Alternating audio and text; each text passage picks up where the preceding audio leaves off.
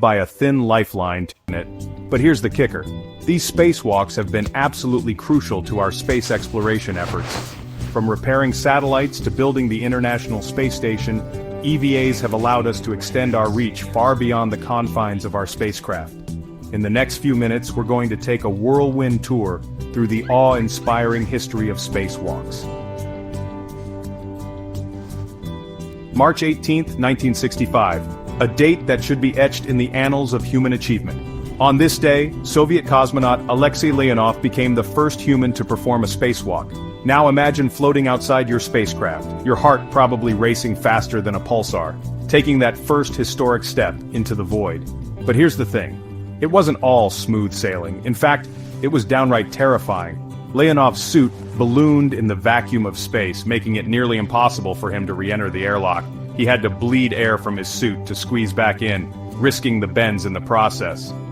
Just a few months after Leonov's feat, on June 3, 1965, astronaut Ed White became the first American to perform a spacewalk.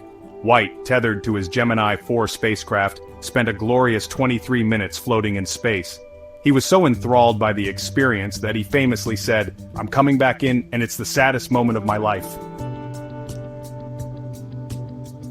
Now let's fast forward a bit to 1966. Buzz Aldrin, floating outside the Gemini 12 spacecraft, extends his arm and snaps what might just be the coolest selfie in human history. This spacewalk also introduced the concept of neutral buoyancy training, basically underwater practice sessions that simulated the weightlessness of space. Fast forward to 1984, and we've got Bruce McCandless II literally untethering himself from the Space Shuttle Challenger. Can you imagine the gut-wrenching moment when he unclipped that safety line? McCandless floated free, propelled only by his Manned Maneuvering Unit, MMU, a nitrogen-powered jetpack. This wasn't just a spacewalk, it was more like a spaceflight. McCandless drifted 320 feet away from the shuttle, becoming a human satellite. The image of him floating alone against the backdrop of Earth is one of the most iconic in space history. The year is 1998, and we're about to witness one of the most ambitious projects in human history, the assembly of the International Space Station, ISS. Now, building anything in space is like trying to put together IKEA furniture while wearing oven mitts and floating in a pool. But Newman and Ross nailed it, kickstarting a construction project that would continue for over a decade and involve astronauts from multiple countries. Speaking of high-stakes space missions, let's talk about the Hubble Space Telescope.